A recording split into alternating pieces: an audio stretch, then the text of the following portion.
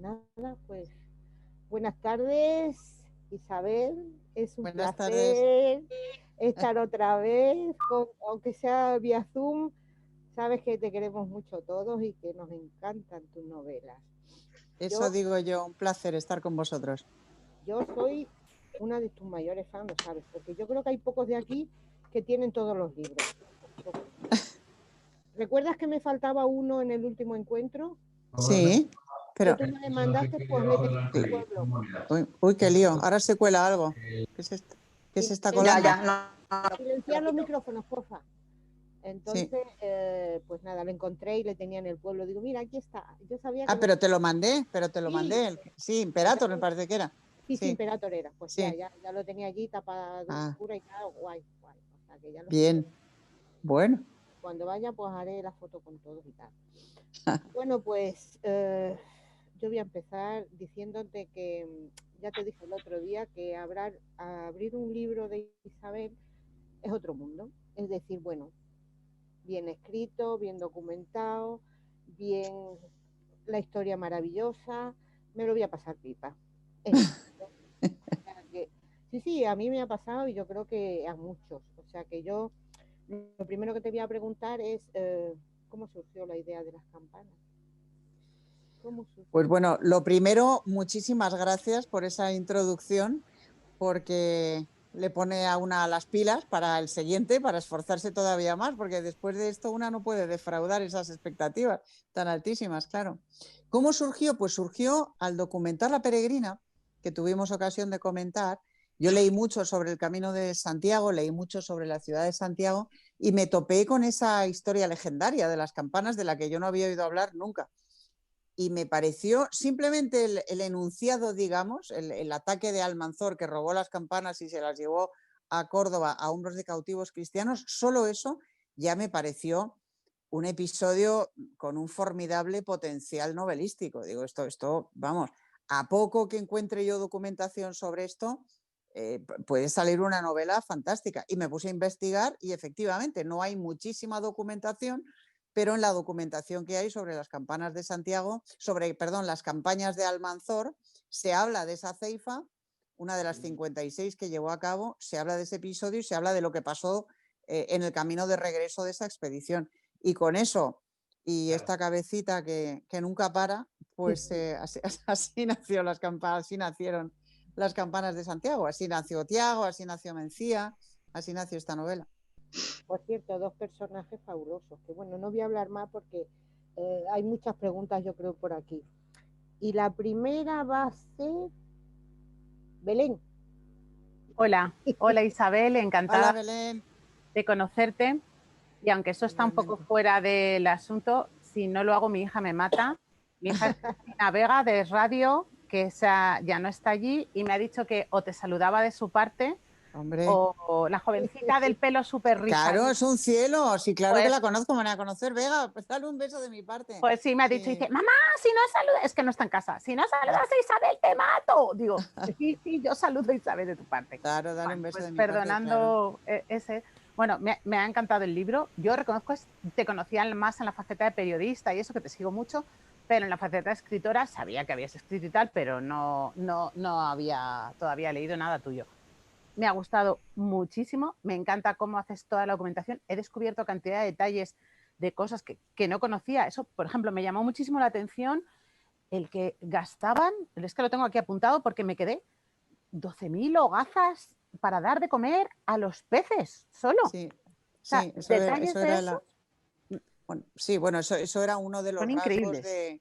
de opulencia obscena Obsceno. de los califas. O sea, era una obscenidad, lo dice Tiago y lo digo yo, vamos, es una obscenidad en una Córdoba empeñada en mostrar al mundo su opulencia, que era la mayor ciudad del occidente y una ciudad absolutamente desbordante de riqueza y opulencia, pues esa frivolidad de gastar esa barbaridad de pan en dar de comer a los peces de los estanques, pero está así, está estipulado en la contabilidad. Eso es documentación, eso no me lo he Por inventado, no eso, es una eso cifra te de decir bulto. que Está en la documentación de los registros que se llevaban de la Intendencia de Palacio, estaba esa cifra. O sea, por que eso te eso decir es documentación.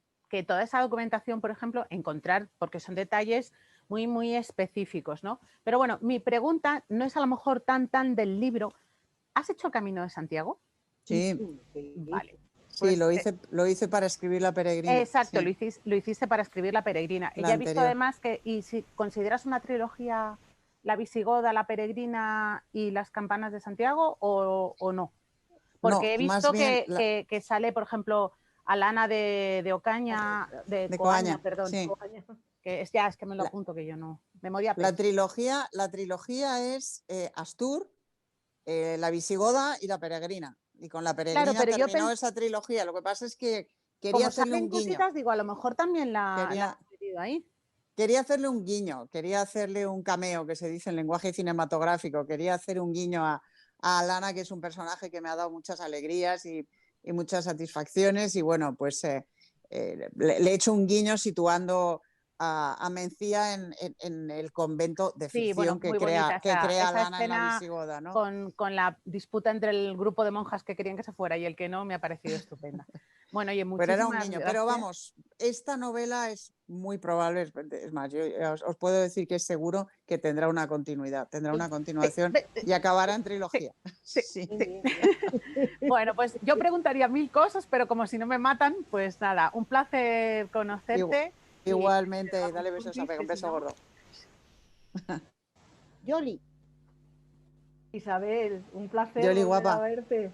Eso digo yo, Qué guapa. alegría, qué alegría. Yo tenía ganas. Que tú ya sabes lo que pienso de la novela. Lo has podido leerlo.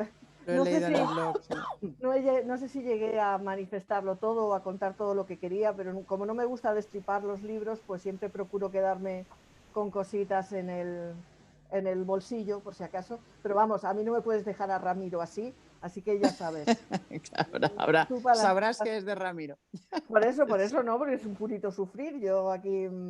Pero bueno, al margen de esto y sobre el libro que ya me encantó, porque además sabes que me encanta la historia y creo que la historia está muy denostada en nuestro país. Hemos tenido ocasión de hablarlo tú y yo, incluso la última vez en Úbeda, Sí, el maltrato que se tiene. Pero quizá la historia de la Reconquista, que ahora hay tanto movimiento acerca de no, es que no era una reconquista, no, es que eso no pasó así. No, es que en realidad, pobrecitos moros, que los echamos de España.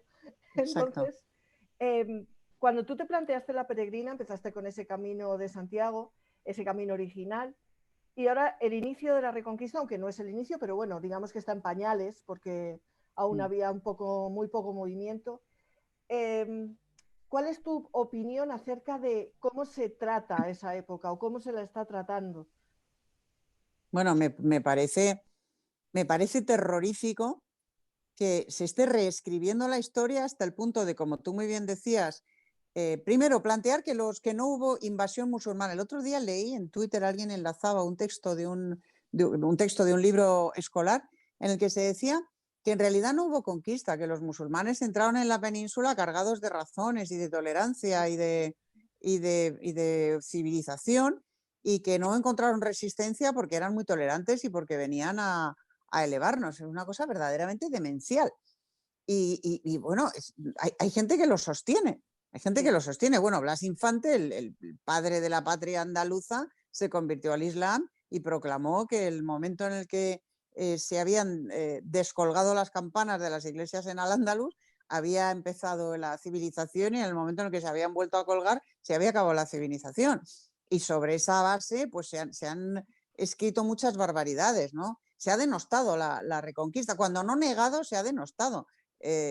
Cebrián escribió en El País hace ya años que había sido una empresa insidiosa la Reconquista, una empresa insidiosa, gracias a la cual nosotras mujeres estamos ahora debatiendo sobre una novela en vez de estar en casa con la pata quebrada, ¿no?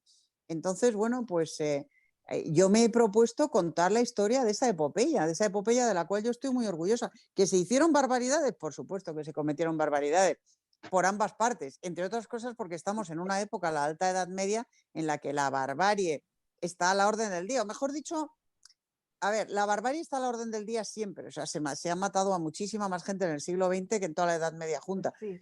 Muchísima más. Lo que pasa es que la forma en la que se mataba en la Edad Media era más cruel, más sanguinaria, ¿no? No se le pegaba un tiro a la gente, se le degollaba o se le decapitaba o se le empalaba o se le crucificaba, que era una cosa como más más cruel, más sanguinaria, pero no más asesina, eso en absoluto.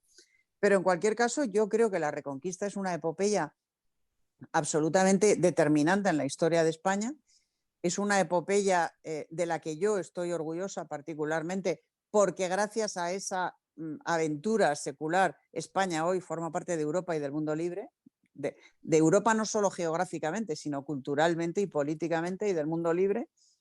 Y además, por si no fuera suficiente, es una epopeya cuyo potencial en términos novelísticos es infinito, es inagotable. Tú puedes novelar la Reconquista por activa, por pasiva, por perifrástica, es una fuente de inspiración permanente, ¿no? Y he querido empezar por reinos, por batallas, por fronteras, que es un poco, ya os adelanto la forma en la que lo voy a hacer. Esta es la frontera del Duero, luego vendrá la del Tajo y luego la del Guadalquivir. Bueno, y en esta primera etapa la Reconquista había echado a andar, efectivamente, pero estaba en su momento más oscuro porque Almanzor fue un caudillo verdaderamente formidable para los musulmanes, claro, no así para los cristianos. Sí, y me importaba contar un poco esa civilización, o sea, ese respeto por los derechos humanos y por la civilización y por la tolerancia, ¿no? Sí, las colaboraciones culturales que ponía yo en la... Efectivamente. Las colaboraciones culturales. Bueno, pues, que las hubo, o sea, ahí está la mezquita de Córdoba, que es un monumento impagable desde el punto de vista arquitectónico y cultural, o sea, es un gran monumento y hay otros muchos, ¿no? Pero en fin, en términos de respeto por la vida, por la libertad, pues no estaban precisamente para dar lecciones. Ninguno. Pues gracias, Isabel, le paso el testigo a mis compañeros. Luego te haré una pregunta en nombre de un compañero que no está, que me la Fantástico. ha dejado. Y mil gracias siempre por nada, a vosotros. Y por todo. Mil gracias a vosotras siempre, por supuesto. Por cierto, Isabel, ¿nos vamos Dime. a ver en Úbeda o no? No creo, yo estoy confinadísima. Si es que es que soy asmática, Pepa. Tengo 61 palos. Soy asmática. Tienes la misma edad que yo. Pues eso, pues a esta edad, que ya va siendo una edad, yo soy asmática crónica y tengo mucho miedo a pillar este bicho, o sea, claro.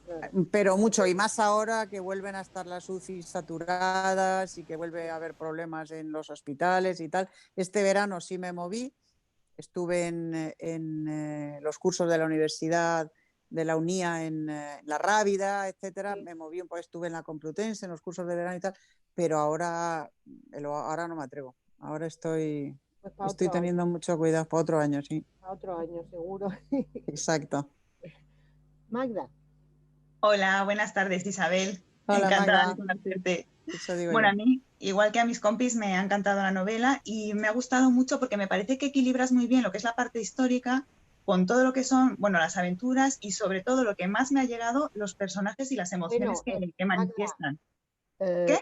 Isabel, Magda es por allí, de Santiago. Sí, yo soy de Santiago, sí. Pues no, entonces vamos, un desafío. Sí, bueno, pues ya te digo, me gustó un montón y quería preguntarte si, sobre todo me gustó mucho la relación que había entre Tiago y Mahmud, porque con todo el sufrimiento, a pesar de que Mahmud defiende todas sus ideas, tú has intentado hacer como, no sé, un canto a la esperanza de que en cualquier lugar como el infierno, que es lo que están viviendo, es posible encontrar a una persona que tiene humanidad, que te puede ayudar, porque hasta le buscaba novia. O sea, a mí eso me pareció tan bonito. Y no sé si ha sido un intento por tu parte de eso de... Sí, es un canto a la amistad en las peores circunstancias, es una reivindicación de la humanidad por encima de los credos y de los dogmas y de las religiones y de todo, la humanidad, la capacidad de empatía y de piedad, que se mantiene hasta el final. Bueno, vosotros habéis leído la novela, no destripo nada, ¿no? Pero bueno, como esto se va a grabar, pues no destripemos, pero ese canto a la humanidad por encima de todo lo demás se mantiene hasta el mismísimo final. Es una reivindicación de que no se puede juzgar la historia, ni siquiera en la novela histórica en términos de buenos y malos, porque no hay buenos y malos. Hay personas sometidas a situaciones y a circunstancias con las que lidian como pueden, ¿no? Y es también una convicción que yo tengo muy arraigada, y es que entre la gente del pueblo, entre la gente normal y corriente, hay muchísima más buena gente que mala gente. para encontrar maldad, para encontrar la ambición que lleva a la traición, a la maldad, a la vileza, hay que ascender en la escala del poder. Entre los poderosos hay mucha gente malvada, y hay mucha gente traidora y hay mucha gente vil. Entre la gente llana y normal, lo normal es que la gente sea buena gente. Y eso está en esta novela y está en casi todas mis novelas, ¿no? Y sí, efectivamente, es un canto a la amistad y a la humanidad. Es que le da un toque buenísimo y además es que esos son los libros que luego a mí me llegan y los recuerdo porque tienen eso que dices, es que fíjate, a pesar de todo lo mal que lo estaban pasando, él le quería ayudar y aunque le trataban mal y a veces discutían, le quería ayudar y eso me encantó, me encantó. Así que nada, enhorabuena y nada, Muchísimas esperando a la gracias. siguiente. Muchas gracias. Gracias, de verdad. Pues desde Asturias, Isabel, Flor. Hola. Bueno, hola, Flor guapa. Hola, encantada de conocerte, Isabel. Quiero que sepas que me encantó tu libro, que no lo podía dejar de leer. Ay, qué maja, muchas gracias. Sobre todo porque nombras muchos sitios de mi Asturias, que yo quiero tanto mi Asturias, como Coaña, Candás, Cudillero, que estoy segura de que ella estuvo en Cudillero, ¿verdad? Claro, claro. Es un pueblo precioso. Sí. Y bueno, yo te quería preguntar si el origen normando del pueblo de Cudillero que tú nos cuentas en la novela, si es cierto, y además también si la ermita de Santa Ana donde duermen Mencía y su hijo cuando van camino de Asturias, si existe realmente o es parte de... Porque esa no supe localizarla yo. La ermita de Santa Ana existe. Es una ermita cuyo origen está en el siglo X, o sea, es contemporánea con la novela. Es una ermita preciosa que está muy cerca de mi casa. Yo tengo casa en Cudillero, bueno, cerca de Cudillero, camino de la ermita, y es tal y como la describo. La vista desde la ermita es verdaderamente impresionante. En la ermita hay exvotos, porque es una ermita que está en el camino de Santiago, aunque apartada, o sea, no está en ningún camino principal, pero forma parte del Rosario de Ermitas del Camino de Santiago y es una ermita preciosa, existe, muy pequeñita. El día de Santa Ana se celebra una romería y abren la iglesia, si no, normalmente suele estar cerrada. Es muy bonita. Cudillero tiene una leyenda. Los pisuetos en Cudillero les gusta presumir de su origen normando. Dicen que ellos son más rubios y que el habla pisueta es distinta por eso y tal. Y les gusta mucho alimentar esta leyenda. Parece que en ese caso no tiene mucha base histórica la leyenda. Pero a mí me encantó la leyenda cuando la oí por primera vez. Y como lo que sí es cierto y sí es histórico es que hubo muchas incursiones normandas en esa época en el litoral hispano y concretamente en el litoral cantábrico, un poco antes, unos años antes, pero hubo varias incursiones, atacaron la ciudad de Santiago de Compostela, los normandos, como yo cuento en la novela, lo que pasa es que no lograron superar sus defensas.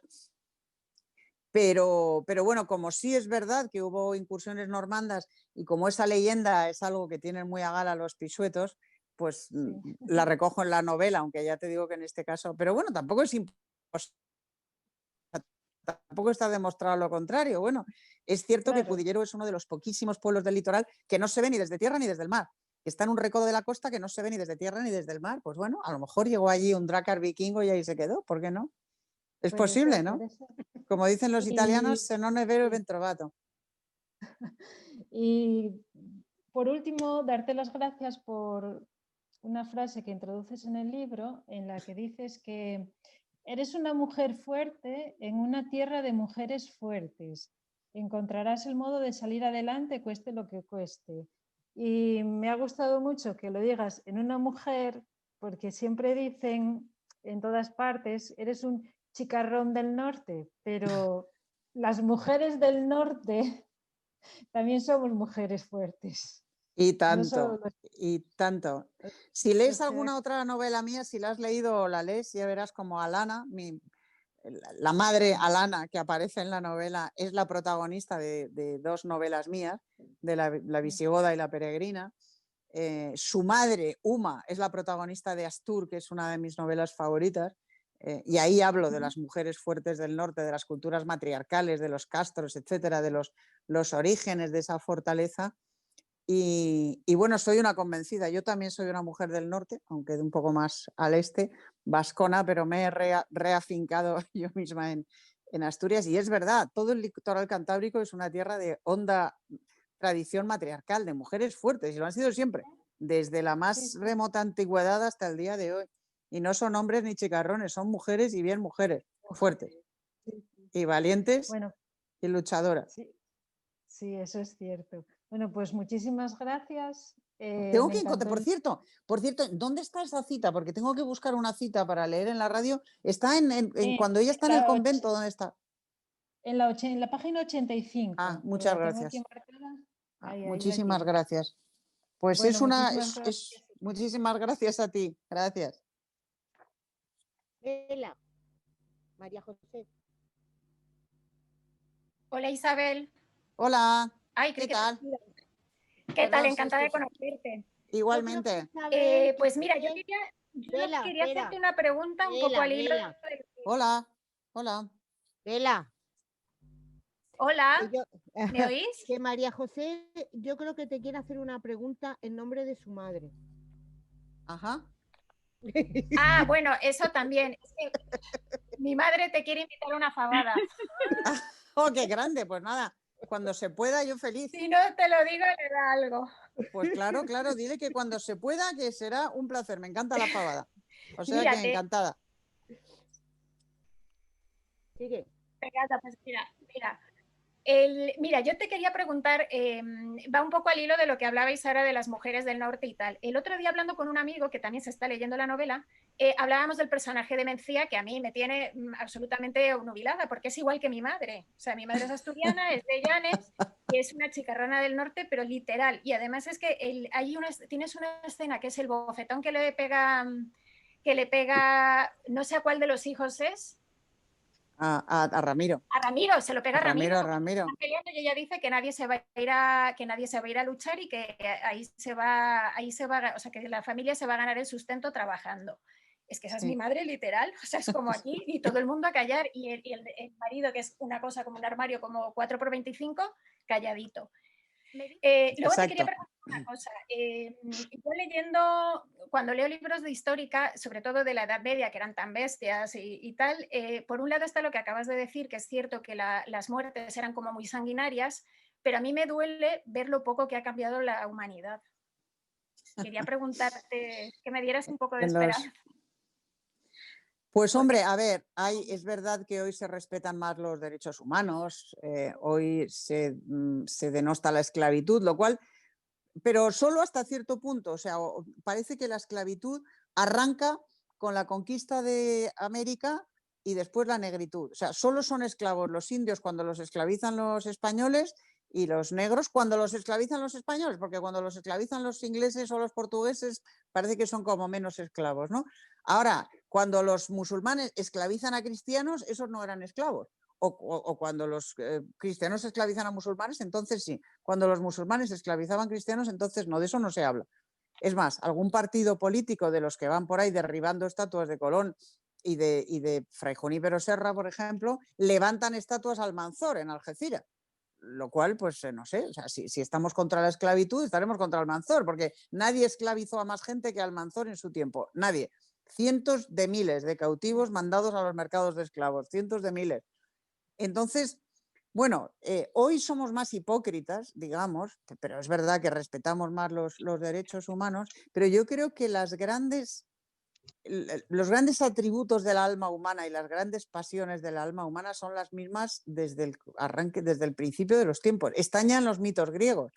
La traición, la cobardía, el amor, el odio, ese tipo de emociones que son el material emotivo, digamos, de la tesitura emocional de una novela, el hilo conductor emocional o sentimental de una novela, están en la historia y están en la literatura desde los mitos griegos. Eso no ha cambiado, ni para bien ni para mal, es igual. Es exactamente igual. Ha cambiado la forma en que vestimos, ha cambiado lo que consideramos políticamente correcto o políticamente incorrecto, ha cambiado un poco nuestro respeto por los derechos humanos, pero muy poca cosa. En lo esencial hemos cambiado muy poco. Y nada, por último, para darte las gracias gracias y celebrar este encuentro con nosotros, decirte que hoy es Santa Elodia de Córdoba, que fue una Anda, fíjate. mártir que murió en el año, es que lo tengo aquí apuntado, Claudia, en el sí, año sí, sí, 851 por causa de apostatía. Así que enhorabuena, efectivamente. En esa oleada de la que yo hablo en la novela, de martirio buscado como forma de huir a la brutal opresión que sufrían los cristianos en Al-Ándalus. Efectivamente, Eso Santa es. Leocadia de Córdoba, correcto. Sí, sí. Borja, Pues un abrazo y gracias. Borja. El micrófono, Borja. El micrófono. Ahora que no podía poner el micrófono. Ah. Hola Isabel, encantado. Hola Borja, encantada. Un ¿Qué placer. tal? Bueno, a mí me ha sorprendido muchísimo la novela, me ha encantado. Me ha gustado mucho por la documentación que se nota que tiene y también por la relación que había entre Tiago y Mamu, que ya he preguntado más, así que me busco otra pregunta. Yo soy del sur, como se nota, y aquí decimos que me ha dado mucho coraje no saber nada de esta historia de las campanas. He estado en Córdoba muchísimas veces, he estado en la mezquita muchísimas veces y no sabía nada de esto y me ha dado mucho coraje. Ya sabiendo esto, se habla también de las puertas de la antigua iglesia de Santiago. Me imagino que eso también tendrá su lado de leyenda, su lado de historia. ¿Se sabe algo más? Porque ese es el toque que se queda ahí. Bueno, se sabe lo que pasó con las campanas y eso va a ser... Sí, las campanas regresaron a Santiago. Eso va a ser motivo. Las puertas no, las puertas fueron utilizadas para servir en el techo, para ser colocadas en el techo de la mezquita. En el techo de la mezquita hay muchas planchas de madera, todavía hoy se ven algunas, aunque luego al hacer obras para reconvertirla en catedral y tal, el techo cambió, pero en la mezquita original y en la ampliación de Almanzor había mucha madera utilizada, planchas de madera utilizada para sostener las bóvedas del techo. Y las puertas de la Basílica de Santiago parece que se utilizaron para eso. Pero luego con el tiempo fueron sustituidas. La madera se pudre, el bronce se funde, pero la madera se pudre, por muy buena que sea, y pasaron muchos siglos, ¿no? Desde entonces. Pero que las campanas de Santiago fueron llevadas a Córdoba, eso es historia, eso no es leyenda, ¿eh? O sea, ya puede ser más legendario el que fueran llevadas a hombros de cautivos cristianos todo el tiempo y tal. Bueno, pues supongo que ahí habría partes de camino a hombros y otras partes en carreta, no lo sé, lo supongo, lo imagino, pero vamos, que fueron hasta Córdoba y que fueron fundidas para ser convertidas en lámpara, eso está en las crónicas cristianas y en las musulmanas, eso no me lo he inventado. O sea que está acreditado, sí. Y yo tampoco lo sabía, ¿eh? Pero me pareció un episodio lo suficientemente simbólico como para novelarlo. Está repleto de simbolismo este episodio. Las campanas eran la voz de Dios. Claro, es lo que me sorprendió, que siendo una cosa que llama tanto la atención, que no se nos cuente, por lo menos cuando vas a visitar la mezquita, que no haya nadie que te cuente esa historia de... Bueno, a lo mejor lo hay y yo no lo he escuchado, pero... Bueno, es que como ahora todo está enfocado a subrayar la tolerancia y la feliz convivencia y tanto, que son mitos, que nunca hubo convivencia entre las tres culturas. Hubo tolerancia o sea, el que en un momento dado prevalecía sobre el otro, toleraba la existencia del otro a base de infligirle mayores impuestos, discreción, no hacer proselitismo de su religión, no hacer ceremonias ruidosas, etcétera, etcétera, etcétera, hasta que iba subiendo la opresión hasta que lo prohibía. En un mundo y en el otro, igual, ni más ni menos. Pero como ahora todo es lo contrario, todo es fingir que hubo tolerancia tal y subrayar esos momentos de tolerancia, esos momentos de reconciliación, de tal y cual, que está muy bien porque corresponde a lo que hoy es políticamente correcto, pero no a lo que era políticamente correcto en esa época. O sea, incluso el rey Alfonso X el Sabio, tres siglos después, el rey de las tres culturas, él sí, el que creó la Escuela de Traductores de Toledo, etcétera, etcétera. O sea, probablemente el rey más tolerante que haya habido en todo el panteón cristiano durante los 8 siglos de Reconquista, dejó escrita en su relato histórico, en su crónica histórica, que su misión era recuperar el territorio de la península de Hispania para la cristiandad. Incluso él, o sea, que es que, y por parte musulmana, todavía hoy los islamistas más radicales reivindican al Andalus, es decir, España, no solo Andalucía, sino España, al Andalus como una parte de la UMA, del territorio musulmán, que algún día tendrán que recuperar, porque es suyo.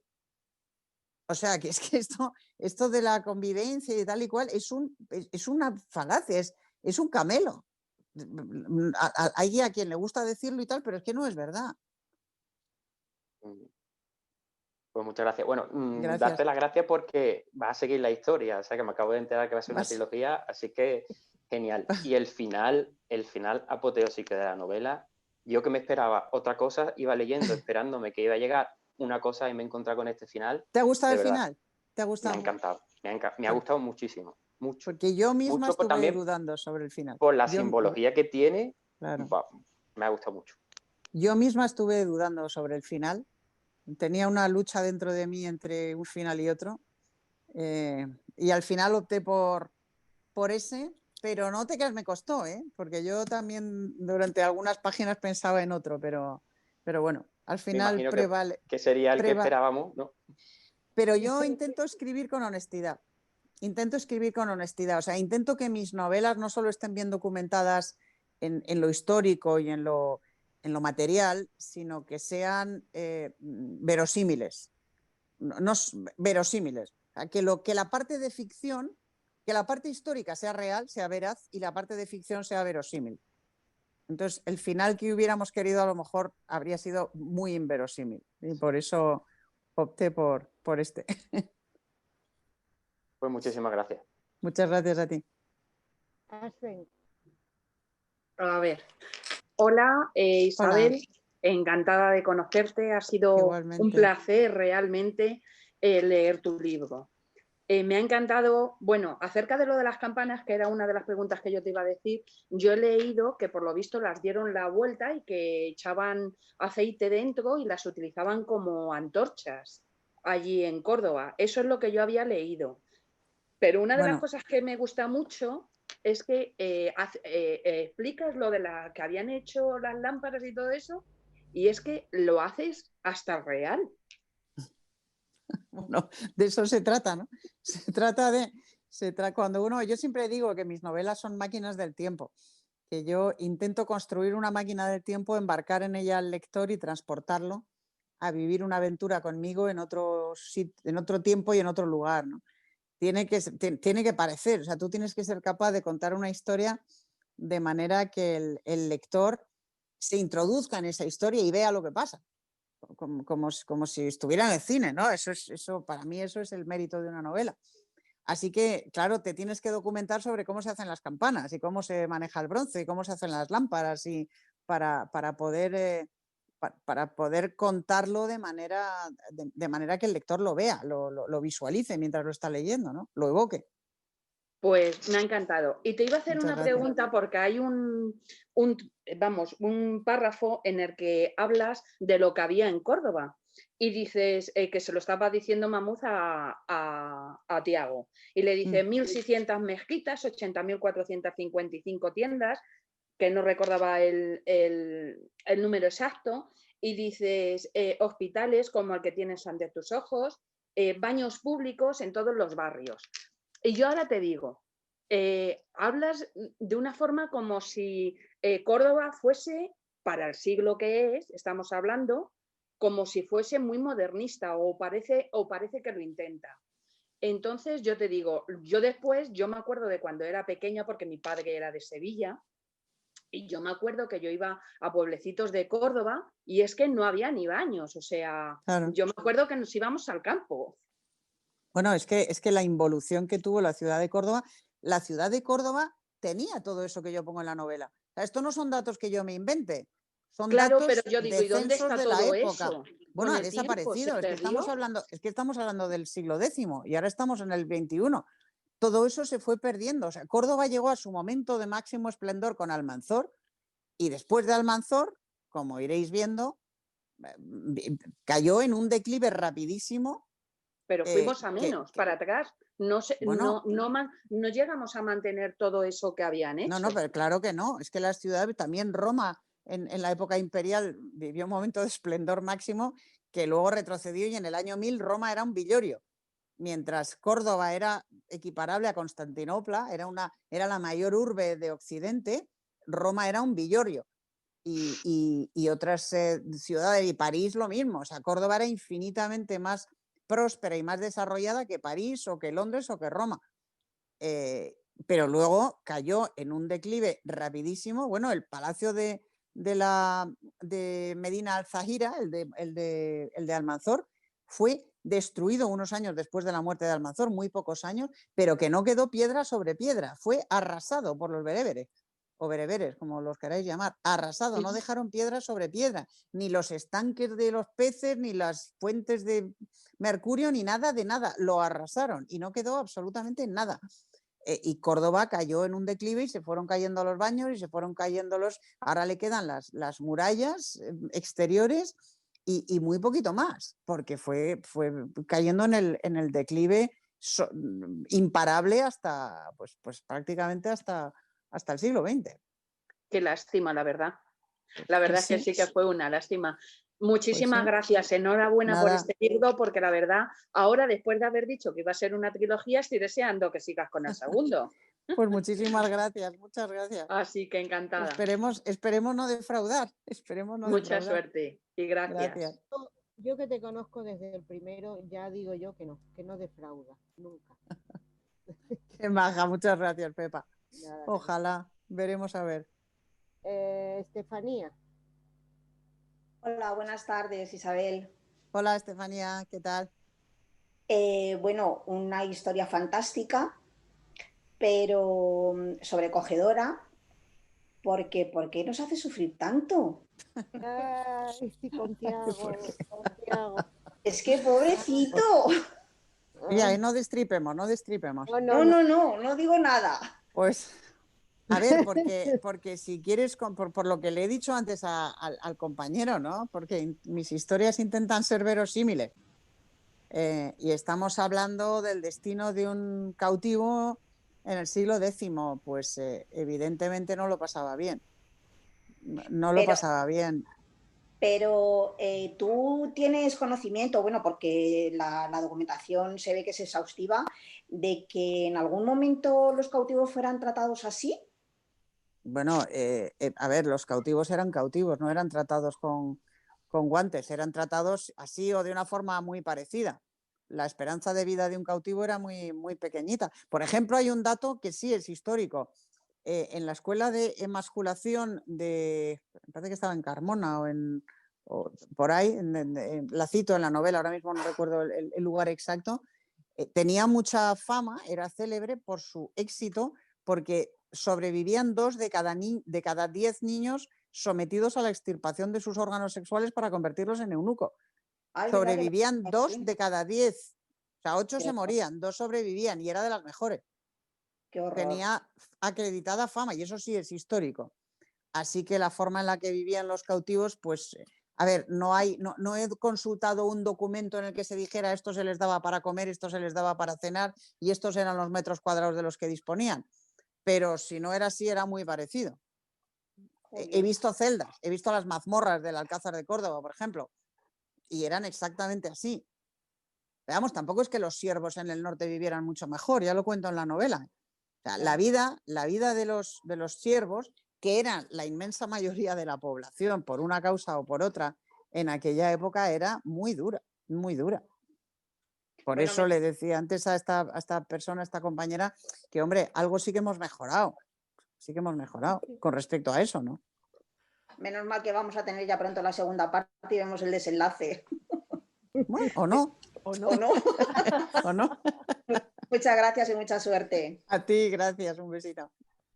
Amparo. Hola, Isabel. Hola, Amparo. Encantadísima de conocerte y bueno, como aquí te han saludado de parte de hijas, madres, yo como no te diga hola de parte de mi marido, coincidís mucho sacando los perretes. Ah, mira. Anda, o sea que también sois de aquí, de Pozuelo. Sí, vivo en Aravaca, pero bueno, en Altos de Aravaca. y me lo ha dicho, digo, no, hombre, que esto se graba, y yo digo, bueno, pues yo te lo suelto la próxima vez. Si ves a uno con bigote y con el podenquito, pues ya sabes. Vale, perfecto. Yo es el tercer libro que te leo, reconozco con la boca muy grande que eres una grandísima narradora, me ha encantado. Leí Imperator, Divina y he disfrutado muchísimo, he sufrido muchísimo y a mí me han pisado un poquito ya las pocas preguntas que tenía, pero tengo una duda. ¿Lo de acudir al Almanzor de incógnito a la mezquita forma parte de la leyenda o es histórico? ¿Lo de qué? Perdón. No, es que Almanzor iba de incógnito a la mezquita, es histórico. ¿Es histórico? Es histórico, sí, eso está recogido en las crónicas de la época. Cuentan que Almanzor se disfrazaba para ir de incógnito a la mezquita, para trabajar en los trabajos, para purgar sus pecados. Era muy, muy devoto Almanzor, muy devoto. Y sí, eso es histórico. Y lo hacía, eso es histórico. Bueno, está en las biografías de Almanzor o en los semblantes de Almanzor escritos por sus propios coetáneos y musulmanes, se dice eso, sí. Y luego, una cosa que me llama mucho la atención, ¿dónde te inspiras para sacar los nombres de Fronilde, Brunilde, Trígida? Porque más feos no pueden ser. Bueno, pero ahora, ¿cómo se llamaban las pobres mujeres? La musicalidad que tiene Mencía o Tiago, vamos, ya, estos son... Es que así se llamaban las mujeres en esa época, pobres, eran nombres. ¿Sabes cómo me inspiro? Buscando en los documentos de la época, en donaciones, por ejemplo, en donaciones a monasterios, aparecen los nombres de las monjas que se donan a sí mismas o de las nobles que donan bienes a los monasterios, que son de los pocos documentos que hay de esa época, las donaciones a iglesias y a monasterios. Y ahí es donde aparecen los nombres, o bien de las monjas, o bien de las personas que hacen esas donaciones, o bien de las siervas que son donadas a esos monasterios. Y ahí es donde aparecen esos nombres. Muchas gracias. Muchos de nada. Es que pues, sería un poco irreal ponerla Jennifer, por ejemplo. No, hombre, tampoco, pero o María Luisa no habría. No los he oído en mi vida. No, pero eran los nombres de la época. He oído nombres raros, pero vamos, no los había oído en mi vida. Bueno, pues hasta la próxima. Gracias. Prometo saludar cuando llegue el perrete. Hecho. Ana. Hola, Isabel. Buenos días. Ana. Buenas tardes. ¿Qué tal? Buenas tardes. De lecturas y curiosidades. Creo que hemos ido hablando por Instagram. Íbamos comentando, estuve también cuando presentaste el libro con Alberto Marcos, y el presidente de la Junta de Galicia. Entonces, bueno, quería comentarte, me ha fascinado el libro. Soy seguidora tuya, una lectora totalmente rendida a tus conocimientos y a tu manera de narrar la historia. Rendida también a la lucidez que pones en tiempos como estos, que todo se revisa, que estamos en una pura época negacionista. Y entonces la historia me la he bebido, esta novela me la he bebido. O sea, me ha resultado tan ágil, me ha tenido tan pendiente, tan dispuesta a vencerme a ella, a dejarme llevar por ella, que bueno, de verdad que me ha fascinado. Hay una cosa que me ha encantado y es que reparte para todos los lados. Es decir, Almanzor y los suyos, en la medida de esas barbaridades que cometían, a los judíos también, ¿verdad? Que parece que pasaban por allí en esta época, pero que eran unos auténticos cabroncetes también. Y luego también a los cristianos. Hay una parte que me llama muchísimo la atención y es cuando Mencía está en el monasterio y la echan del monasterio. Claro, esa falta de caridad, esa falta de empatía, esa falta tan grave hacia una mujer con su hijo pequeño, ¿a qué se iba a dedicar o qué iba a hacer para poder sobrevivir? Ya, pero es que una mujer, es que lo que digo, por ejemplo, en ese capítulo hay un momento en el que la abadesa le dice, hace poco, en un monasterio cercano, el populacho entró en el monasterio y mató a todas las hermanas y tal porque las acusaban de tener tratos carnales y tal. Ese episodio es cierto. El que relata la superiora es cierto. era impensable que en un convento de vírgenes hubiera un niño, hubiera una madre con su niño. Eso era impensable, podía estar una pequeña temporada, pero era impensable que permaneciera allí. Inmediatamente habrían estallado todo tipo de habladurías, etcétera. Pero es que ahora tampoco ahora en un convento de monjas se permitiría que estuviera una madre con su hijo. Le dirían o das al hijo en adopción o te vas con él, pero no te puedes quedar aquí con el niño. Te puedes quedar tú, no con el niño. En ningún convento de monjas hay mujeres con niños. O sea, que en eso no han cambiado mucho las cosas. Lo que pasa es que es verdad que en ese contexto la expulsan a un mundo mucho más duro. Pero la expulsan a un mundo duro porque estamos en un mundo muy duro, en todos los sentidos. Y es verdad que a mí no me gusta hacer distingos. O sea, yo describo el mundo tal y como es, de acuerdo con las lecturas que tengo, con la documentación que consulto y con lo que puedo averiguar de ese tiempo, pero no lo establezco en términos de buenos y malos. No son buenos los cristianos y musulmanes malos, ni los judíos, ni tal. Es un mundo muy duro, es un mundo muy cruel y es un mundo en una lucha a muerte por la supervivencia. Y eso es lo que intento relatar en mis... O sea, la bondad o la maldad se la dejo a mis personajes de ficción y ahí hay de todo. Ahí generalmente todos tienen partes santas y partes no tan santas como nos pasa a todos en la vida real, ¿no? Sí, porque a mí una de las partes que más me ha gustado es esa disyuntiva que tienen tanto Mencía como Tiago, de por un lado lo que les ofrecen, esa tentación que les ofrecen, de que si se publican por otra persona pueden salvarse, digamos, entre comillas, pueden llegar a una vida mejor. Esos remordimientos de y si lo hago y si no lo hago, por otra parte, al fin y al cabo ellos quieren sobrevivir, pero por otra parte también les pesa tanto el amor por esa otra persona y sus propias convicciones. Esa parte me ha fascinado realmente, esa disyuntiva moral y sentimental que tienen los dos, me ha parecido genial, de verdad, me ha gustado muchísimo. Me ha hecho de verdad, me ha emocionado, de verdad, me ha emocionado. No sé qué hubiera hecho en su lugar. Pues yo tampoco, pero me parece que por lo menos en esta vida, eso es algo que siempre he defendido, por lo menos uno tiene que intentar ser leal y ser decente. Y luego si lo consigue bien y si no, pues no siempre se consigue, pero por lo menos tiene que ser una aspiración. La decencia y la lealtad tienen que ser una aspiración. Si ni siquiera es una aspiración, o sea, si sencillamente las ignoras, si las desprecias ya de saque, entonces es muy difícil que llegues a ser una persona digna de mirarse al espejo, ¿no? Entonces es muy posible que cuando te mires al espejo ni te reconozcas en un momento dado. O sea que por lo menos hay que intentarlo. Hay que intentarlo. Pues nada, verdad, muchísimas gracias por una novela tan maravillosa y Muchas nada, gracias, esperando ya así, con las garras extendidas y los ojos abiertos la próxima. Enhorabuena y mucho éxito. Muchísimas gracias. Oye, hacedme a alguien una crítica para que mejore en la próxima, algo que no os haya gustado, que sea mejorable. Cuando terminemos, mamen. Uy, se te Hola, va la Isabel. voz, Pepa. Hola. Ya, sigue. ¿Sigo? Sí, sigue. Hola. Sigue. Es que creo que no nos oye. Sí, te oigo. No, ella, digo, Isabel. Que sí. Sí. Se ha quedado... ahora, que te habías quedado colgada. Ahora te digo, sí. Ahora. Hola, Isabel, soy Mamen. Hola, Mamen. ¿Qué tal? Me ha encantado tu novela. No te haces una idea. Mira, hace 15 días yo viajaba por primera vez a Córdoba. Nunca había estado y volver otra vez con tu novela ha sido increíble. Volver otra vez a Alcázar, a la mezquita y a Medina Zara. O sea, es que hice todo el recorrido de tu novela. Bueno, ha sido una pasada, de verdad. Gracias. Ay, además, gracias, aquí, qué bueno. Aquí en casa ha sido un viaje muy significativo para todos y el libro me lo he leído yo, pero les iba relatando a todos por dónde iba la novela. Bueno, ha sido genial. Qué bueno.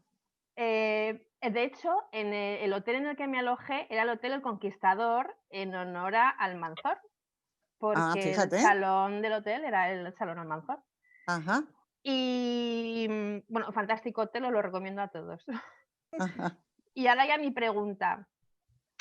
Al principio de la novela, cuando Tiago tiene que volver con el hermano Martín a refugiarse en la catedral y el hermano Martín le pide que quiere esconder un documento, un pergamino, ¿es real ese pergamino? No, eso no. El pergamino sí es real, pero no está escondido ahí. O sea, el acta de la donación de las Sí. 3 famosas millas, de hecho es un documento de una enorme importancia histórica porque ha sido objeto de disputa durante siglos entre los hermanos del convento y el obispo de Santiago de Compostela. Es el que acredita la donación hecha por el rey Alfonso II, etcétera. El pergamino existe, el documento existe, pero no es verdad que esté escondido en la tumba de Teodomiro. Eso no es así. Vale, Sí existe estuve toda la novela sí. esperando a ver si volvía a surgir el pergamino por alguna parte, pero no voy a decir nada más. Y luego, otra cosita es cuando yo he estado de visita en Medina Zahara, bueno, yo de hecho no conocía, no sabía que existía Medina Zahira. Nos hablaba la guía que era como un misterio donde había estado ubicada Medina Zahira. Correcto. No sé si tú me puedes contar algo más. Tengo No, mucha Medina curiosidad. Al-Zahira fue el palacio que levantó Almanzor para sí mismo, para rivalizar en esplendor con Medina Zahara, con el del califa, y no le iba a la zaga en brillo y en esplendor y en opulencia.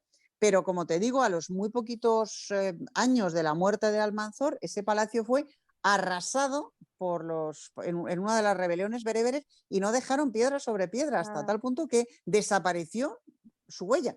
Ahora parece que han localizado algún vestigio que podría de ser de Medina Zahara, justo opuesto a donde está Medina. En el lado opuesto. En el lado opuesto, parece que han hallado algún vestigio y tal, pero lo arrasaron, no dejaron vestigio de todo ese esplendor. Así que se sabe que existió, hay constancia de ello, están las crónicas, y ahí parece algún vestigio, pero muy poca cosa. Lo arrasaron los propios bereberes. Bueno, es que me pareció absolutamente apasionante. Y luego ya el Sálvame musulmán que hubo en aquella época, que tú lo relatas tan bien, bueno, o sea, me ha encantado. ¿Cómo el Sálvame? ¿Cómo? Perdón. No, me refiero a las relaciones entre ellos, las traiciones que había entre Almanzor con su traicionando a... Bueno, sí, me ha encantado. Bueno, eso había en todas partes, ¿eh? Eso había en todas partes. O sea, la traición no es que fuera prerrogativa musulmana. Ya cuento al principio de la novela de los condes cristianos que combaten junto con Almanzor contra su rey legítimo, ¿no? Y contra su fe. O sea, que lo de la traición era y sigue siendo, está a la orden del día. En cualquiera, además, entre todos los credos y en todos los bandos, siempre. Claro, y en referencia a algo que decías tú antes, que yo creo que cuanto más altas son las esferas, mayores son las traiciones, porque el poder corrompe, obviamente, ¿no? Cuando la gente es más llana, más sencilla, pues bueno, pues también hay más bondad. Esto es algo que yo he aprendido a lo largo de la vida. Yo como periodista he tratado con mucha gente poderosa, he conocido a mucha gente y tengo la convicción profundísima de que cuanto más escalas en el vértice, más gentuza te encuentras. Entre otras cosas porque para llegar al vértice del poder hay que ser mala gente. Si eres buena gente no llegas. En consecuencia, ya digo, la mayoría de buena gente en el mundo es abrumadora, pero no llegan al poder. En el poder ya la proporción es muy inferior, por no decir nula. Totalmente de acuerdo contigo. Me ha encantado la novela, enhorabuena, te deseo muchísimo éxito y deseando que escribas la continuación, el siguiente. Muchísimas gracias, de verdad. Un placer. Tiene muchas igualmente anteriores que puedes leer. Sí. Sí, eso os iba a decir, que sí. Que... Muchas que puedes leer, que seguro que más de una las leerás. Seguro. Muchas gracias. Ahora creo que al siguiente ya le conoces, Fernando. Ajá. Hablaste ayer con él, creo. Sí, claro, hablé con él para su blog por teléfono. Sí. Fernando, hola. Fernando, no se te oye. Fernando, no se te oye. A ver.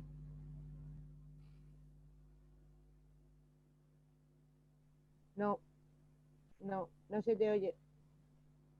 No.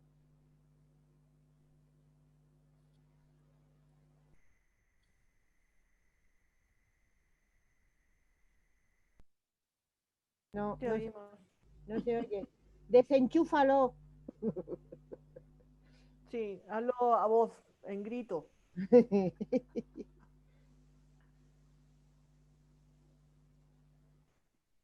¿Y ahora? Ahora sí. Ahora sí. Ahora por vale. fin. Hola. Hola Isabel, ¿qué tal? Buenas. ¿Qué tal? Mira, te comentaba ayer. Hola. Sí. Muy bien. Bueno, un poco más triste porque nosotros íbamos a ir a Úbeda y cuando nos hemos enterado que no vas, pues, hombre, no va a Sí. ser lo mismo.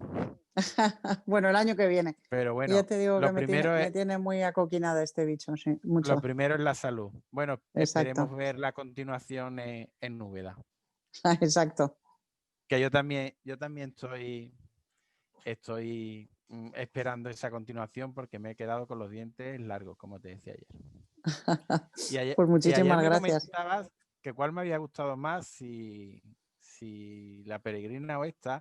Yo tengo que, se me olvidó decírtelo, yo me quedo con Imperator. Así, ¿eh? Fíjate, pues no tuvo mucho éxito Imperator. A mí me gusta mucho Imperator, ¿eh? Pero no tuvo mucho éxito comercial. Por cierto, no os he comentado, me dijo Alberto, mi editor, me dijo anteayer que lanzan la segunda edición, 5.000 libros. Bien. Que la primera fueron 30.000, que son un huevo de libros. Vosotros sabéis que no es fácil editar 30.000 libros de primera edición. Pues otra nueva de 5.000. Así Jolín. que son Enhorabuena. muchos. Enhorabuena. Muchas gracias. Muchas gracias. Oye, Isabel, Pero, mira. sí, Imperator a mí también me gusta mucho, sí. No, me quedé ayer que te comenté que, bueno, que hoy te haría esa pregunta que me faltó ayer y es, sí. Tiago, llega un momento en ese camino, en esa peregrinación, peregrinación entre comillas, pero que lleva las campanas, en la que conoce a Rodrigo de Astorga.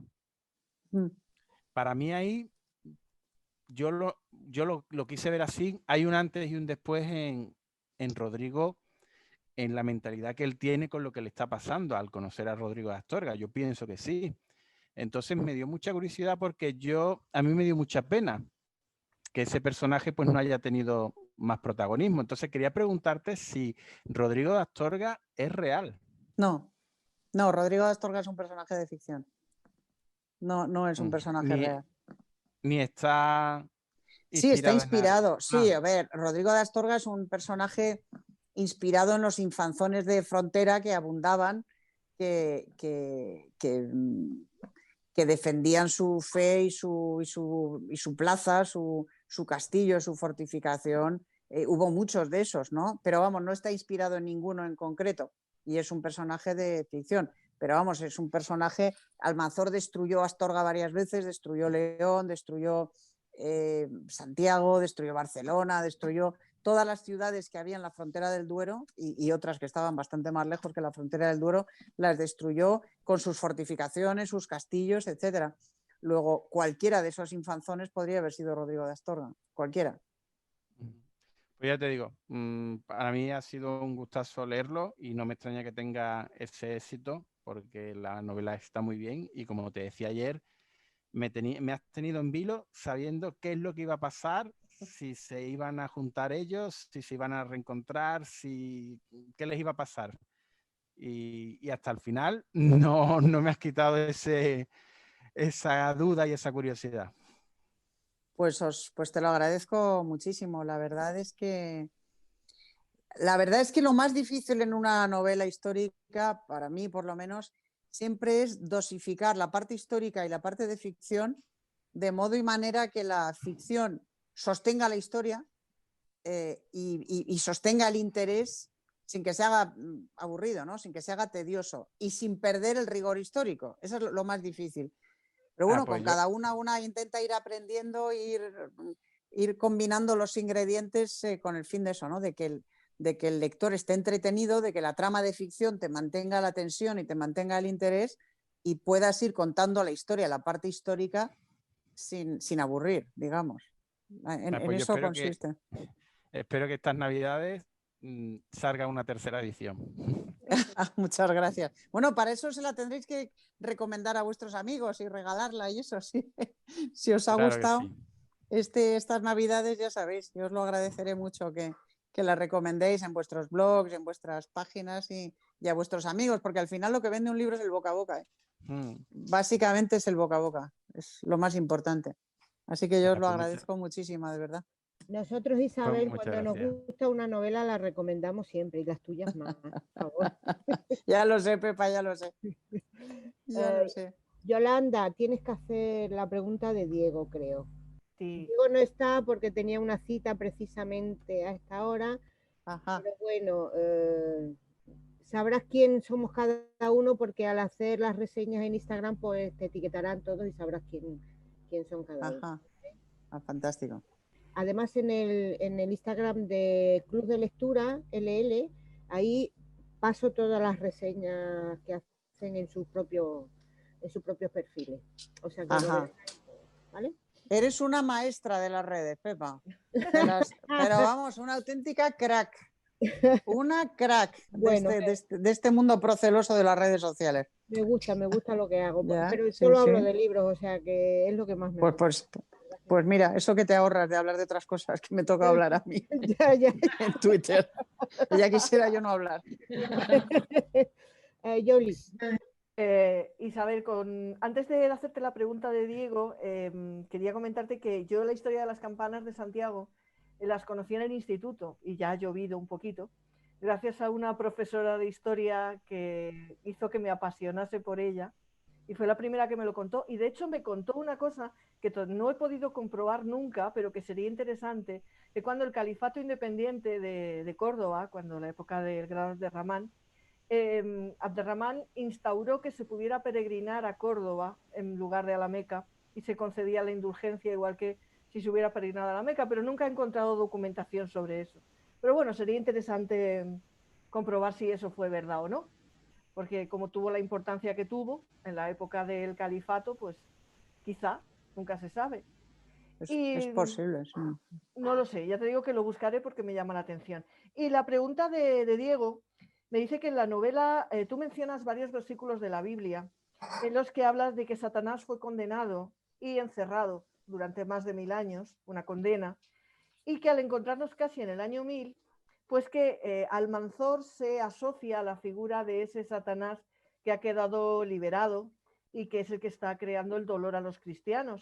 Él pregunta que si esa conexión fue idea tuya o es algo que tú ya habías encontrado en alguna documentación. No, esa conexión está en la documentación que he consultado. A ver, el libro del Apocalipsis dice lo que dice, esas citas son textuales del libro del Apocalipsis de San Juan. Y a Almanzor lo llamaron azote de Dios, los cristianos. Y bueno, a ver, no hay ningún documento que diga que nadie asociara a Almanzor al demonio, pero sí es verdad que en ese tiempo, en ese momento, se apeló mucho al milenarismo, es decir, se leía el Apocalipsis en todas las iglesias, eso sí que está documentado, y se consideraba que había llegado el fin del mundo, que se terminaba el mundo. Y ya la hilazón entre una ceifa de Almanzor, es decir, ver venir a un ejército gigantesco lleno de maquinaria de guerra, de soldados, de guerreros y tal, que hacen tierra quemada, que profanan nada más y nada menos que el sepulcro del apóstol. Bueno, las reliquias no las profanaron, pero incendiaron la basílica, incendiaron la ciudad y arrasaron la ciudad. Pues hombre, yo supongo que más de uno y más de dos harían la hilazón entre esto es el fin del mundo, esto es el apocalipsis, esto es lo que nos cuenta el apocalipsis, este es el demonio que ha sido desatado de su cadena. Cuando vea la grabación, pues ya escuchará tu respuesta que le encantará oírte. Fantástico. Gracias. A ver, en una novela histórica, bueno, efectivamente, pues, por ejemplo, lo que contaba antes del convento, ¿no? Del ataque a ese convento al que menciona la priora, eso está en los documentos. Hay algunas cosas que son totalmente reales, otras totalmente de ficción, y luego hay muchas que están ahí a medio camino, ¿no? Que no son literal, no es el infanzón de Astorga, pero podría ser cualquier otro infanzón de Frontera. Hubo muchos, ¿no? Entonces, bueno, eso es la máquina del tiempo, eso es la novela histórica, ¿no? Sí, por eso mola tanto. Y lo bien que mola, lo mezclas. Sí, yo gracias. soy mucho de eso de coger la espada y ala, te daban ganas de, sí. De liarte allá mandobles. Yolanda es mucho de Puerto Urraco. Yo sí, yo monto un Puerto Urraco rápido. Un 2 de mayo, seguro que me dé. Ay. Pues yo creo que ya hemos preguntado todos. ¿Alguna quiere hacer alguna pregunta más? No. Vela. Una cosa que no es... Vela. Perdón. Perdón, Belén, solo es una cosita. Es que nos ha dicho Isabel que quería que le hiciéramos alguna crítica. Sí, por favor. No, sí. crítica yo no te puedo hacer a la novela, pero sí te puedo decir que yo hay muchas novelas históricas que he tenido que dejar porque en lugar de una novela histórica es una especie de alarde o de ostentación de la sabiduría de la persona que la escribe, ¿vale? Y a mí eso me da mucho coraje porque es como para eso me cojo un libro de texto o me voy a un libro de historia de verdad. Pero una narración histórica tiene que tener eso, lo que hablas tú del equilibrio. Y a mí no, eso no me ha pasado contigo, o sea, todo lo contrario. O sea, había momentos que me daba, que yo... Te has quedado congelado. Nos congeló. Tenía que recordar que era una novela... No se te oye, María José. María José, te has quedado congelada. De hecho. Te has quedado congelada, María José, no se te ha oído bien. Que no te puedo... Se te oye entrecortado. Ha apagado el wifi. Ahí me congelé.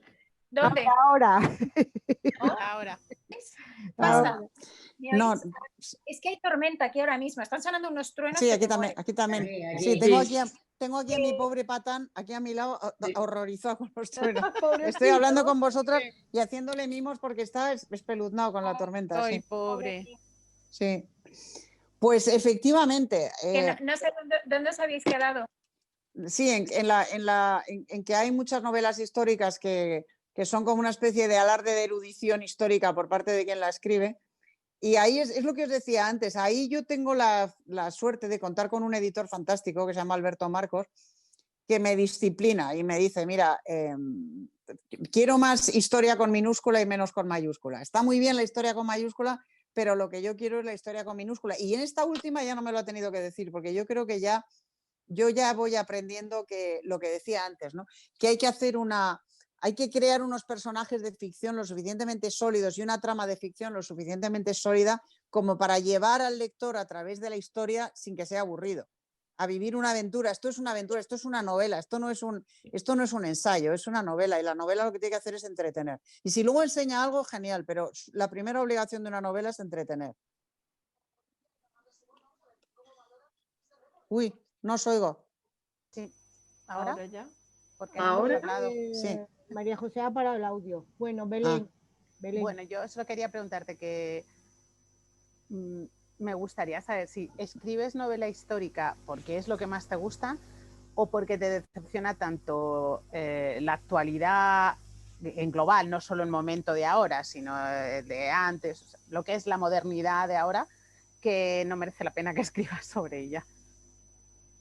Pues sobre todo, sí. Escribí bastante ensayo, varios ensayos, 5 o 6 ensayos de política antes de lanzarme a la novela.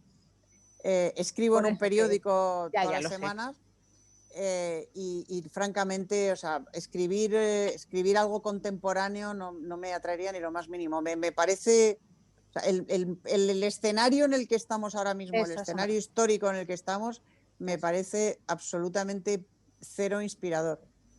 De modo que me interesa muchísimo más la historia y concretamente la alta edad media, la alta edad media, que el momento actual. Me parece mucho más inspirador. Este tiempo que estamos viviendo me parece de una grisura verdaderamente desoladora. Sí. Bueno, pues para los que nos gusta la historia y la novela histórica, muchísimas gracias. No, gracias. Yo me lo paso muy bien escribiendo, ¿eh? Mejor dicho, documentando. Y yo leyéndolos. Pues muchas gracias. Se nota. Muchas gracias. Se nota que me lo paso bien, ¿verdad? Sí, se nota. Sí, me lo paso muy bien. Disfruto mucho, sí. Hacer un apunte solamente. Sí, dime. ¿Cuánto te ha llevado a escribir Las campanas? Desde que empiezo a pensar hasta que termino, unos 2 años. 1 año y 8 meses, 1 año y 9 meses, más o menos. Más o menos. ¿Por novela? Pero por novela, sí. Por novela. Pero trabajando mucho, ¿eh? Ya, me lo imagino. Mucho. Sí. Lo que pasa es que no me puedo dedicar solo a eso. Si me pudiera dedicar solo a eso, pues probablemente tardaría menos. Pero teniendo que compatibilizar con el periodismo y tal, pues bueno, hay que ser muy eficiente el tiempo que tengo. Cuando te jubiles. Y cuando... Sí, eso. Y cuando te dicen, y por ejemplo cuando te dicen, después de tardar casi 2 años en escribir un libro y te dicen que se lo han leído en 2 o 3 días como mucho, que te el mayor piropo. Que el mayor piropo. El mayor piropo. Es que realmente Lo que me da mucha a mí me ha durado eso. A mí también. Pues es el mayor piropo que se le puede hacer a una novela, el mayor. Lo que me da Es que mucha además- rabia es cuando me dicen que es muy caro un libro. Eso sí que me da mucha rabia. Hay cosas más caras, ¿eh? Sí. Hay cosas más caras y la gente las paga con gusto. Hombre, pues por ejemplo, una copa. Una copa. O sea, un libro cuesta lo que Pues- dos copas, lo que dos gin tonics. Ya, pero Depende de donde te lo tomes. un rato Bueno, y sí, un pero libro dos son o tres, 3 días. dependiendo de dónde. Sí. No, claro, el gin tonic te lo dos o- beben. Yo solo una preguntita que era, porque yo te sigo más bien por tertulias más que por el periódico, ¿vale? Y siempre un poco en las tertulias te acusan de tirar más de un lado que de otro. Entonces, aunque en el libro queda claro que no te casas con nadie, ¿no ha habido nadie en esta novela que te haya dicho, se te ha visto el plumero? ¿Es que tiras más por los Todavía. cristianos que por los judíos o por eso? Sí, Todavía yo tengo no, claro pero- que está por igual, todos son malos. No, a ver, la novela está escrita desde el punto de vista cristiano, evidentemente, porque mis personajes, mis protagonistas son cristianos. Pero no, nadie me ha dicho, uy, se te ve el plumero, pero vamos, tampoco. Pero siempre, tampoco como ahora me estamos da- con lo pero- políticamente correcto, Ah. solo los que somos malos son los españoles que conquistamos. Los que matamos fuimos los españoles el día de ayer, ¿sabes? Nadie más ha matado en el mundo. Pues o los por americanos. eso, me dijo Espinar, nada más salir la novela, me dijo Espinar sin leerse la novela, solo por el anuncio que se hace de esto de que pone aquí en la cubierta de un relato de la Reconquista cuando España se enfrenta al azote de Dios, y Espinar sin leerse la novela me dijo que me escribió un hilo en Twitter diciendo que esto era una manifestación del nacionalismo. Es que ni siquiera me acuerdo, porque como utilizan esos palabras tan raros, del nacionalismo primitivo, primario, no me acuerdo Sí, muy algo bien qué así. palabra empleó, y que tal, y que nunca había habido España, que nunca se había oído hablar de España antes del siglo XVIII, y unas chorradas monumentales, unas cosas que A eso me claro, refería. sí, y que hablar de España, ¿cómo decía? Que la Reconquista, me dijo que la Reconquista había tenido lugar en la Baja Edad Media, y que hablar de España en la Baja Edad Media era una sandez, porque solo el concepto España había aparecido en el siglo XVIII. Entonces, claro, eran tantas burradas en una sola frase, en un solo tuit, que me costó, ¿no? Y le dije, mire, primero la Reconquista empieza en el siglo VIII, y el siglo VIII es la Alta Edad Media, no la Baja. Él debía tener el concepto de al revés, cuanto más atrás nos vamos, más abajo, ¿no? Pues no, es la Alta Edad Media, es la alta. Y luego, bueno, pues que en la crónica de Mozárabe, en la de Alfonso II, en la de Alfonso III, en la de Alfonso X, en todas las crónicas medievales españolas se habla de España, Hispania, en todas. Entonces, bueno, pues en fin, tampoco me molesté mucho en replicar, ¿no? Pero Me refería a eso, que queda muy claro que todos son malos por la situación que viven, pero a lo mejor que te acusaran, pues mira, has puesto peor a los moros, porque como hoy en día se mira muy bien eso de que no se discrimine a nadie, no sé qué, digo, era por eso la pregunta. Para pues mí queda claro que todos están por igual. No me lo han dicho, pero vamos, ya he dicho que yo intento ser honesta en mis novelas, ¿no? Intento escribir con honestidad y ya está. Y además es que no creo en las teorías de los buenos y malos. No hay buenos y malos, no creo, no. Y menos en las reconquistas. Ni en las guerras, ni nada, no hay ni bueno ni malo. Aquí sabes quién pueda. Efectivamente. Una pregunta te quería hacer, Isabel. De todas tus protagonistas femeninas, o protagonistas o no, de todas las mujeres de tus libros, ¿con cuál te sientes más identificada? Yo sé.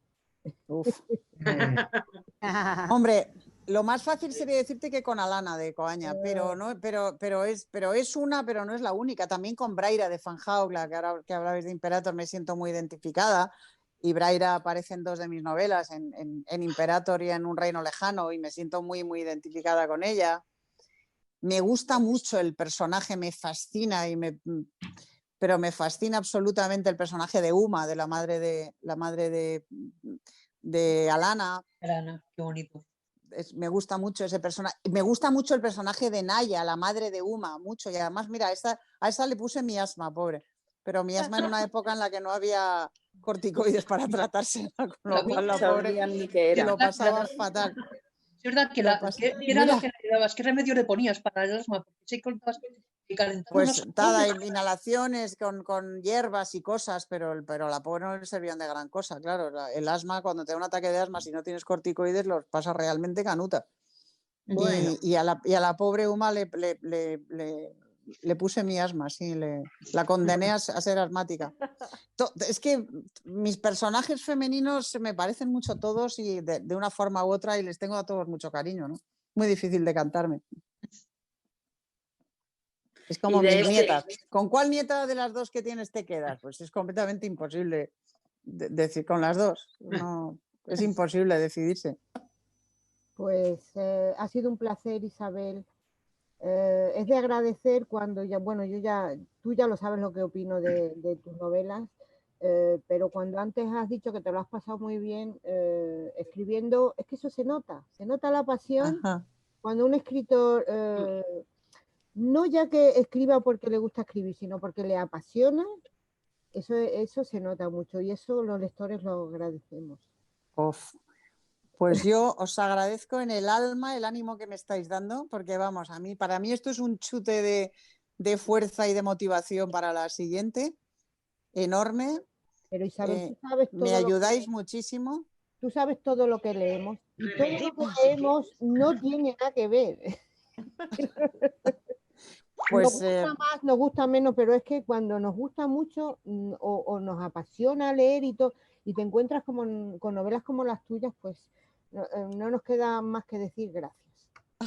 Pues sí. Pues gracias a vosotros, gracias por lo que me ayudáis, gracias por lo que me vais a ayudar recomendándola, por lo que me ayudáis dándome estos ánimos y esta motivación, y os prometo, lo más que puedo hacer es prometer esforzarme al máximo para no defraudar en la siguiente. Bueno, ya sabes que en la siguiente, si ya podemos vernos, ya sabes que tendrás que firmarnos dos. Sí, por favor. Ojalá. A ver con esto cómo va, vamos. Ojalá que tengamos ya una vacuna. En la siguiente novela la encuentro en persona. Eso, claro que sí. Eso. Hombre, ojalá. La última fue en persona. Hombre, claro. Bueno, te vimos 2 veces, porque también Yolanda y yo vimos en Úbeda, que fue, la verdad. A ver, ojalá que el año que viene pueda ir a Úbeda. Y a veros y a todo. Ojalá que pase esta porquería, porque realmente... Nos han oído hablar tanto de Úbeda a todos que yo creo que se van a ir todos derechos. Eso. El problema es que yo lo que temo es que lo de Úbeda al final también se vaya a tomar. No. Romina, vete un poquito a la M. No, déjalo, ya me voy yo solita, no hace falta que me mande. Pues nada, muchísimas gracias. Oye, Isabel. Un beso gordísimo. Muchas gracias. A todas. Gracias, Isabel. Un besito gordísimo. Hasta la próxima. Mil gracias. Un beso. Adiós. Chao. Gracias, Ángeles.